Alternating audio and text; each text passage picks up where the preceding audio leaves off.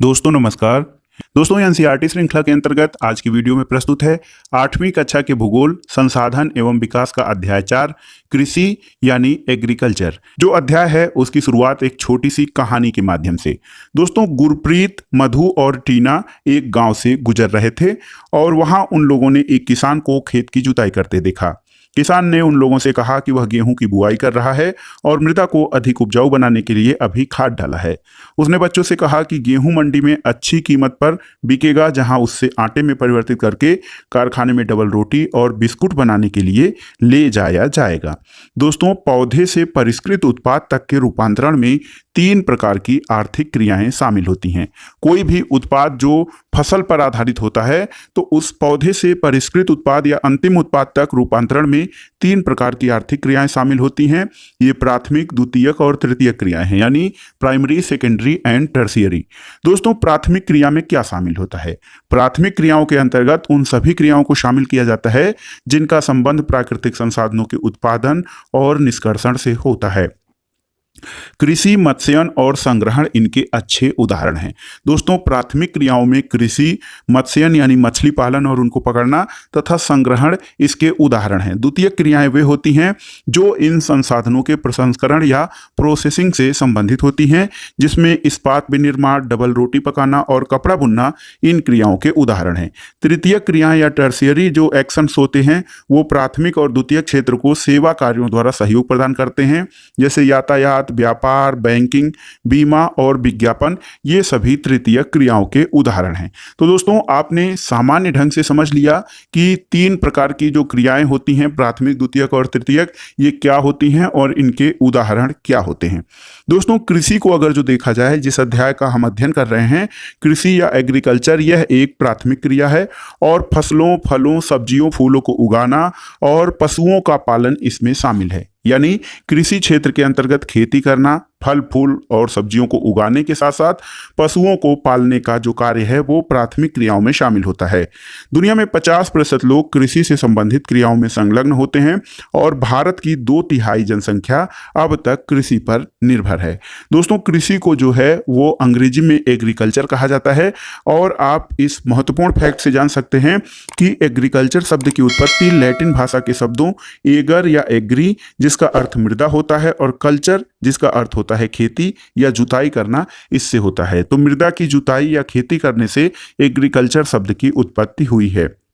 दोस्तों खेती के लिए कुछ आवश्यक दशाएं होती हैं। इसमें मुख्य रूप से अनुकूल स्थलाकृति, मृदा और जलवायु कृषि क्रियाकलाप के लिए अनिवार्य होते हैं। जिस भूमि पर फसलें उगाई जाते हैं कृषिगत भूमि कहलाती है। और आप आगे एक मानचित्र में देख सकते हैं कि कौन से क्षेत्र, दुनिया के कौन से क्षेत्र ऐसे हैं जहां पर कृषि या खेती करने के लिए उपयुक्त परिस्थितियां पाई जाती हैं। तो देखिए ये दुनिया का मानचित्र है और यहाँ पर जो हरा भाग है, देखिए यहाँ पे जो हरा भाग है वो कृषि के लिए बहुत ही महत्वपूर्ण क्षेत्र है। देखिए अगर जो आप भारत का अध्ययन करेंगे तो भारत के लगभग संपूर्ण भाग को हरे कलर से दिखाया गया है, जहां पर कृषि की उपयुक्त दशाएं हैं।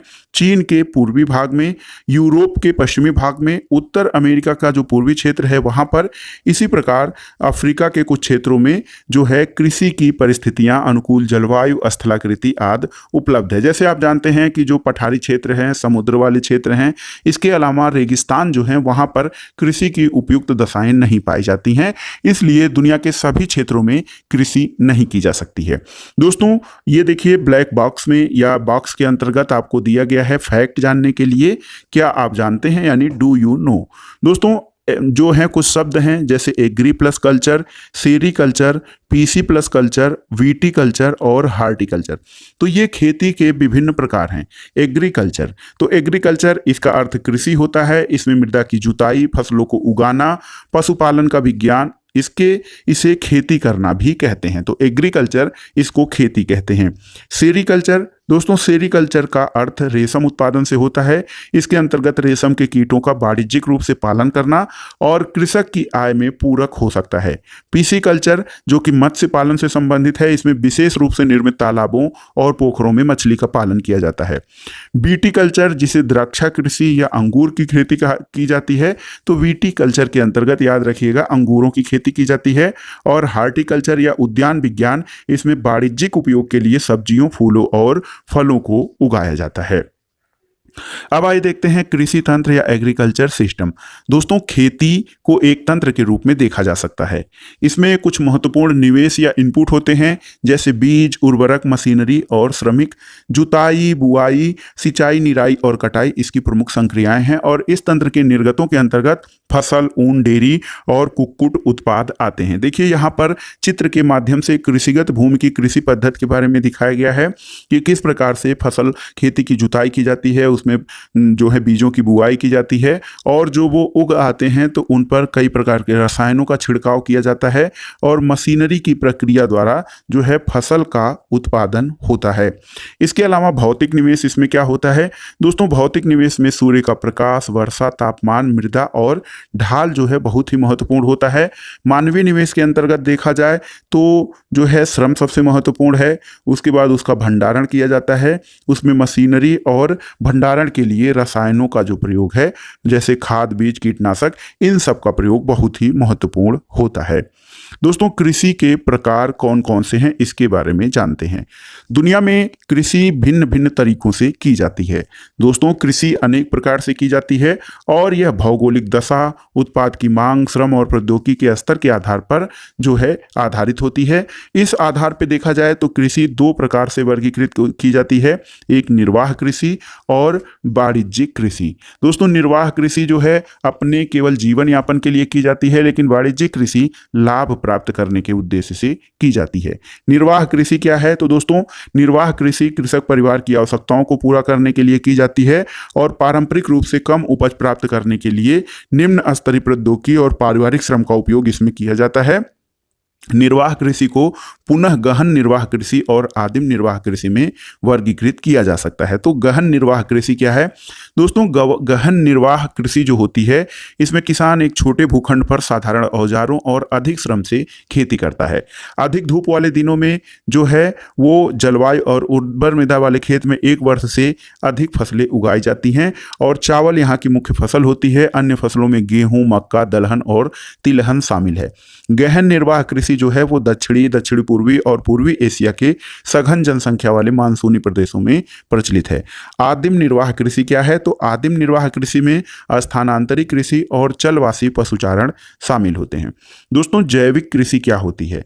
तो ये एक तथ्य आपके लिए दिया गया है। जैविक कृषि ऐसी खेती होती है जिसमें रासायनिक खादों और रासायनिक कीटनाशकों का प्रयोग नहीं किया जाता है। रासायनिक खादों और कीटनाशकों के स्थान पर जैविक खाद और प्राकृतिक पीड़कनाशकी का उपयोग किया जाता है। फसलों का उत्पादन बढ़ाने के लिए कोई आनुवांशिक रूपांतरण इसमें नहीं किया जाता है। और ये जो कृषि है ये मृदा के लिए और संपोषणी कृषि के लिए तथा मानव स्वास्थ्य के लिए और आगे की पीढ़ियों के लिए भी बहुत ही महत्वपूर्ण और आवश्यक है। और पूरी दुनिया में आज जैविक कृषि की बात की जा रही है। दूसरी कृषि स्थानांतरित कृषि। तो दोस्तों स्थानांतरित कृषि अमेजन बेसिन के सघन वन क्षेत्रों, उष्णकटिबंधीय अफ्रीका, दक्षिण पूर्व एशिया और उत्तर पूर्वी भारत के भागों में प्रचलित है। ये जो भाग होते हैं भारी वर्षा और वनस्पति के तीव्र पुनर्जनन वाले क्षेत्र हैं। यानी इन क्षेत्रों में, जिन क्षेत्रों में स्थानांतरित कृषि प्रचलित है, वहाँ पर भारी वर्षा होती है और वनस्पतियों का तेजी से यहाँ पर जो है उत्पन्न होते हैं और फैलाव होता है। वृक्षों को काटकर जलाकर भूखंड को साफ किया जाता है, तब राख को मृदा में मिलाया जाता है और मक्का, रतालू, आलू और कसावा जैसी फसलों को उगाया जाता है। भूमि की उर्वरता की समाप्ति के बाद वह भूमि छोड़ दी जाती है और कृषक नए भूखंड पर चला जाता है।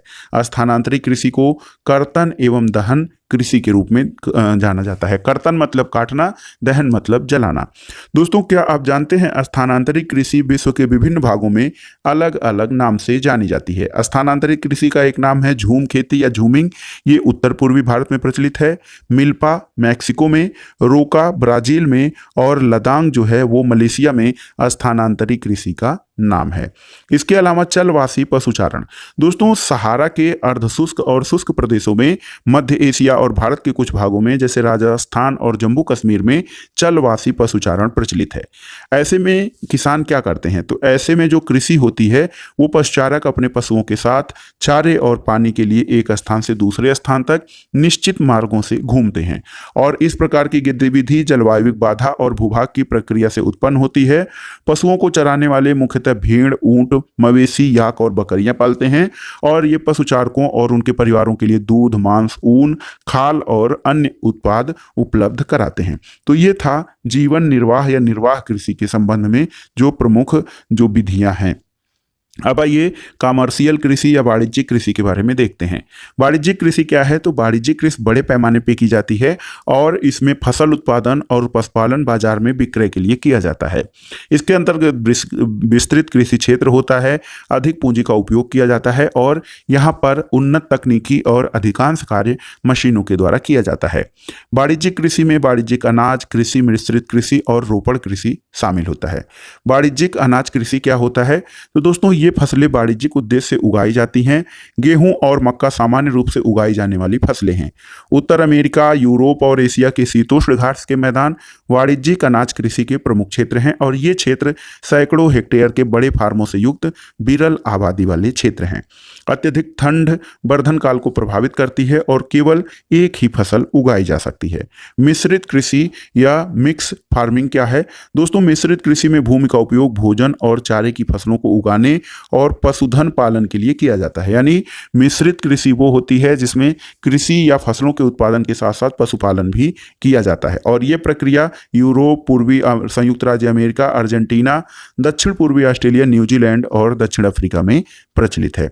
इसके अलावा रोपण कृषि क्या है, दोस्तों वाणिज्यिक कृषि का एक प्रकार रोपण कृषि है।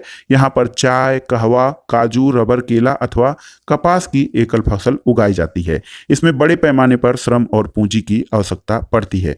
दोस्तों रोपण कृषि में जो उत्पाद का प्रसंस्करण होता है वो खेतों पर या निकट के कारखानों में किया जाता है और इस प्रकार की कृषि में परिवहन जाल के विकास की अनिवार्यता होती है। रोपण कृषि के मुख्य क्षेत्र विश्व के उष्णकटिबंधीय प्रदेशों में पाए जाते हैं और मलेशिया में रबर, ब्राजील में कहवा, भारत और श्रीलंका में चाय इसके कुछ प्रमुख उदाहरण हैं। अब आइए देखते हैं प्रमुख फसलों के बारे में। दोस्तों बढ़ती हुई जनसंख्या की आवश्यकताओं को पूरा करने के लिए अनेक प्रकार की फसलें उगाई जाती हैं। फसलें कृषि आधारित उद्योगों के लिए कच्चे माल की आपूर्ति भी करती हैं। गेहूं, चावल, मक्का और बाजरा प्रमुख खाद्य फसलें हैं। जूट और कपास रेशेदार फसलें हैं। चाय और कहवा मुख्यतः पेय फसलों में आती हैं। चावल के बारे में आइए जानते हैं। दोस्तों चावल दुनिया की मुख्य खाद्यान्न फसल है और यह उष्णकटिबंधीय और उपोष्णकटिबंधीय क्षेत्रों का मुख्य आहार भी है और चावल के लिए उच्च तापमान, अधिक आर्द्रता और वर्षा की आवश्यकता होती है। यह फसल चीका युक्त जलोढ़ मृदा जिसमें जल रोकने की क्षमता हो इसमें सर्वोत्तम ढंग से बढ़ती है। चीन चावल उत्पादन में अग्रणी है। इसके बाद भारत, जापान, श्रीलंका और मिस्र का स्थान आता है। अनुकूल जलवायु दशाएं जैसे पश्चिमी बंगाल और बांग्लादेश में एक वर्ष में 2 से 3 चावल की फसलें उगाई जा सकती हैं। दूसरी मुख्य खाद्यान्न फसल है गेहूं। गेहूं के वर्धन काल में मध्यम तापमान और वर्षा और शस्य कर्तन यानी फसल की कटाई के समय तेज धूप की आवश्यकता होती है। इसका विकास जो है दोमट मृदा में सर्वोत्तम ढंग से होता है। गेहूं का जो क्षेत्र है वो मुख्य रूप से संयुक्त राज्य अमेरिका, कनाडा, अर्जेंटीना, रूस, यूक्रेन, ऑस्ट्रेलिया, भारत में ये विस्तृत रूप से उगाया जाता है। मिलेट या मोटे अनाज बाजरे की खेती क्या है, तो ये मोटे अनाज के रूप में जानी जाती है और कम उपजाऊ और बलुई मृदा में उगाए जाते हैं। ऐसी फसल जिसमें कम वर्षा और उच्च से मध्यम तापमान और पर्याप्त सूर्य प्रकाश की आवश्यकता होती है, ये मिलेट फसलें होती हैं। इसमें मुख्य रूप से मोटे अनाज जैसे ज्वार, बाजरा और रागी भारत में पाए जाते हैं। इसके अलावा नाइजीरिया, चीन और नाइजर इसके अन्य उत्पादक देश हैं। दोस्तों क्या आप जानते हैं कि जो मक्का होता है मक्का।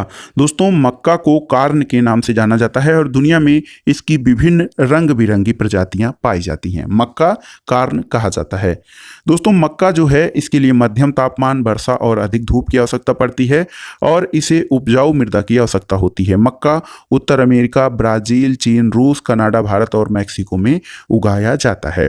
कपास। दोस्तों कपास की वृद्धि के लिए अत्यधिक उच्च तापमान, हल्की वर्षा, 200 से 210 पाला रहित दिन और तेज चमकीली धूप की आवश्यकता होती है। यह काली और जलोढ़ मृदा में सर्वोत्तम ढंग से उगती है।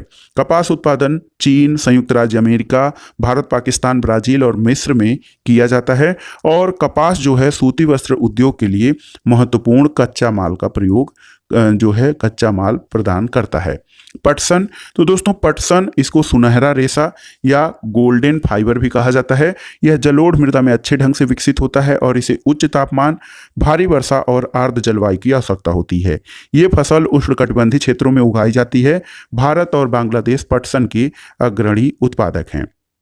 काफ़ी या कहवा। दोस्तों इसके लिए गर्म और आर्द्र जलवायु और सुअपवाहित दोमट मृदा की आवश्यकता होती है। काफ़ी फसल की वृद्धि के लिए पर्वतीय ढाल अधिक उपयुक्त होती है। ब्राजील काफ़ी का अग्रणी उत्पादक है। इसके बाद वियतनाम, कोलंबिया और भारत में भी काफ़ी उच्च मात्रा में या अधिक मात्रा में पैदा होती है। काफ़ी के बारे में रोचक तथ्य देखते हैं दोस्तों। काफ़ी के पौधे की खोज किसने की? तो काफ़ी के खोज की विषय में अनेक कहानियां हैं। लगभग 850 ईस्वी में काल्दी नाम का एक अरबवासी जो बकरी चराने वाला था, अपनी बकरियों को अनोखी उछल कूद और हरकतों को देखकर परेशान था। एक दिन उसने भी इस सदाहरित पौधे की फलियों को चखकर देखा जिन्हें उसकी बकरियां प्रतिदिन खाया करती थीं। उसे आनंद का भाव अनुभव हुआ और उसके बाद उसने अपनी खोज के बारे में पूरी दुनिया को बताया। चाय के बारे में जानते हैं। तो दोस्तों चाय एक प्रमुख वाणिज्यिक फसल है और कहवा की तरह यह एक प्रमुख पेय फसल है। बागानों में उगाई जाने वाली यह एक पेय फसल है और इसकी कोमल पत्तियों की वृद्धि के लिए ठंडी जलवायु और वर्ष भर समवितरित उच्च वर्षा की आवश्यकता होती है। इसके लिए दोमट मृदा और मंद ढाल की आवश्यकता होती है और पत्तियों को चुनने के लिए अधिक संख्या में श्रमिकों की आवश्यकता भी पड़ती है। यहाँ पर देखिए चाय की खेती में काम कर रहे मजदूरों को दिखाया गया है। अब आइए जानते हैं कृषि का विकास। दोस्तों कृषि विकास का संबंध बढ़ती जनसंख्या की बढ़ती मांग को पूरा करने के लिए कृषि के उत्पादन को बढ़ाने की दिशा में किए जाने वाले प्रयासों से है। ये जो कृषि उत्पादन है कई तरीकों से प्राप्त किया जा सकता है, जैसे बोए गए क्षेत्र में विस्तार करके, बोए गई फसलों की संख्या बढ़ाकर, सिंचाई सुविधाओं में सुधार करके, उर्वरकों और उच्च उपज देने वाले बीजों के प्रयोग द्वारा, कृषि के मशीनीकरण द्वारा। ये सभी कृषि के विकास में महत्वपूर्ण पहलू हैं और कृषि के विकास का प्रमुख उद्देश्य खाद्य सुरक्षा को बढ़ावा देना है। खाद्य सुरक्षा क्या है दोस्तों? तो दोस्तों खाद्य सुरक्षा वो है जिसमें कोई भी भूखा न रहे और सभी व्यक्तियों को भोजन उपलब्ध हो। खाद्य सुरक्षा तब बनी रहती है जब सभी व्यक्तियों को क्रियाशील और स्वस्थ जीवन जीने के लिए आहार की आवश्यकता और प्राथमिकता के आधार पर हर समय पर्याप्त, सुरक्षित और पौष्टिक खाद्य पदार्थ की सुविधा उपलब्ध हो। दोस्तों कृषि का विकास दोस्तों दुनिया के अनेक भागों में कई अनेक विभिन्न गतियों से हुआ है। अधिक जनसंख्या वाले विकासशील देश अधिकतर गहन कृषि करते हैं। यहाँ पर छोटी जोतें होती हैं और जीविकोपार्जन या जीवन निर्वाह के लिए कृषि की जाती है। बड़ी जोतें जो हैं वो वाणिज्यिक कृषि के लिए अधिक उपयुक्त होती हैं, जैसे संयुक्त राज्य अमेरिका, कनाडा और ऑस्ट्रेलिया। अब हम दो के फार्मों के बारे में विशिष्ट रूप से अध्ययन करेंगे कि किस प्रकार से विकसित देशों में फार्म होते हैं और विकासशील देशों में। सबसे पहले भारत के एक फार्म के बारे में जानते हैं। उत्तर प्रदेश के गाजीपुर जिले में आदिलाबाद एक छोटा सा गांव है। मुन्ना लाल इस गांव का छोटा सा किसान है जिसके पास लगभग 1.5 हेक्टेयर का एक फार्म है। उसका आवास गांव में है और वह अधिक उपज देने वाले बीजों को बाजार से वर्षों के एकांतर पर खरीदता है। उसकी भूमि उर्वर है और वह वर्ष में कम से कम 2 फसलें, सामान्यतः गेहूं या चावल और दालें उगाता है। किसान अपने मित्रों और बुजुर्गों के साथ सरकारी कृषि अधिकारियों से कृषि कार्यों के संबंध में सलाह भी लेता है और वह अपने खेत की जुताई के लिए भाड़े पर ट्रैक्टर लेता है। यद्यपि उसके कुछ मित्र अभी बैलों से ही खेती जोतने की परंपरागत विधि का प्रयोग कर रहे हैं और समीप के खेत में ही एक नलकूप है, वहां से वह अपने खेत में सिंचाई के लिए भाड़े पर लेता है। मुन्ना लाल के पास 2 भैंसे और कुछ मुर्गियां भी हैं और वह निकट के शहर में स्थित सहकारी भंडार में दूध बेचता है। वह वहां का एक सदस्य है और सहकारी समिति उसके जानवरों के लिए चारे के प्रकार, पशुधन के स्वास्थ्य के सुरक्षात्मक उपाय और कृत्रिम गर्भाधान के संबंध में सलाह देती है। दोस्तों, कभी कभी वह बैंक या कृषि सहकारी समिति से बीजों की उच्च उपज वाली किस्मों और औजारों के खरीदने के लिए ऋण लेता है और वह अपने उत्पाद को निकट के बाजार स्थित मंडी में बेचता है। और अधिकांश किसानों के पास भंडारण सुविधाओं की कमी होती है, इसलिए वे बाजार के अनुकूल न होने पर भी अपने उत्पादों को बेचने के लिए विवश होते हैं। और हाल के वर्षों में सरकार ने भंडारण की सुविधाओं के विकास के लिए कुछ कदम भी उठाए हैं। अब दूसरा केस स्टडी संयुक्त राज्य अमेरिका के फार्म के बारे में है। विकासशील देशों में जो फार्म की स्थिति है भारत के जो खेतों की स्थिति से बहुत अलग नहीं है, लेकिन एक विकसित देश के बारे में जो हम फार्म का अध्ययन करेंगे उसके बारे में आइए जानते हैं।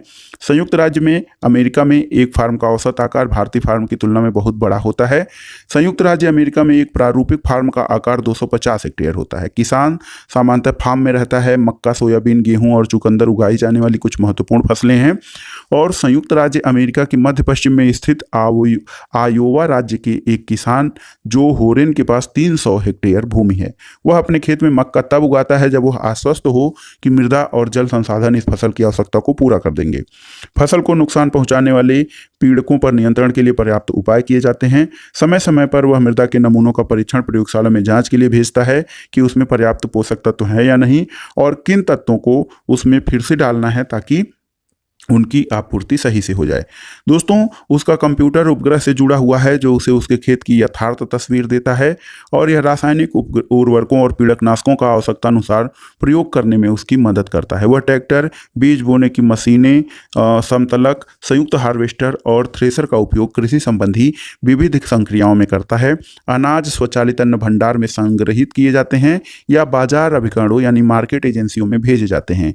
संयुक्त राज्य अमेरिका में किसान एक व्यवसाय की तरह काम करता है, न कि एक खेतीहर किसान की तरह। तो दोस्तों, आपने भारत और अमेरिका के फार्म के अध्ययन के द्वारा समझ लिया कि विकासशील और विकसित देशों में जो फार्म या खेती की स्थिति है वो किस प्रकार की होती है। तो ये था 8वीं कक्षा के भूगोल, 8वीं कक्षा की एनसीईआरटी भूगोल का अध्याय 4। तो वीडियो आपको कैसा लगा हमें कमेंट बॉक्स में जरूर बताइएगा। वीडियो को लाइक करें, शेयर करें। वीडियो देखने के लिए धन्यवाद दोस्तों। नमस्कार।